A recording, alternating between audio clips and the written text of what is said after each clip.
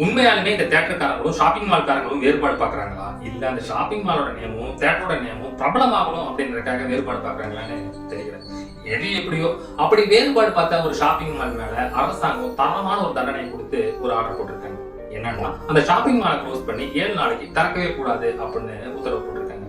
அது எந்த மால் என்ன விஷயத்துக்காக அப்படின்னு தெரிஞ்சுக்கிறதுக்கு முன்னாடி நம்ம ஐடியா ஃபாலோ பண்ணாதவங்க மறக்காம ஃபாலோ பண்ணுங்க. பெங்களூர்ல இருக்கிற ஜிடி மால் இருக்கிற ஒரு தியேட்டர்ல படம் பார்க்கறதுக்கு ஒரு விவசாயி டிக்கெட் புக் பண்ணிருக்காரு. படம் பார்க்க அவர் போனப்ப அவரை அந்த மாலுக்குள்ளேயே அலோவ் பண்ணல.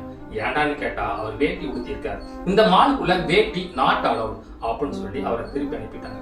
கடுப்பான மனுஷன் வெளியே வந்து கொஞ்சம் விவசாயிகளையும் கொஞ்சம் பொதுமக்களையும் திரட்டி வேட்டி லுங்கியோட அந்த ஷாப்பிங் மால் முன்னாடி ஆர்ப்பாட்டம் பண்ண ஆரம்பிச்சிட்டாரு.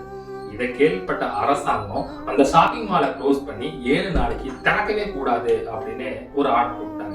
நான் பேச ஆரம்பிச்ச உடனே இந்த சம்பவம் தமிழ்நாட்டுல நடந்திருக்கும் அப்படின்னு நீங்க நினைச்சிருந்தீங்கன்னா அதுக்கு நான் பொறுப்பு இல்லைங்க.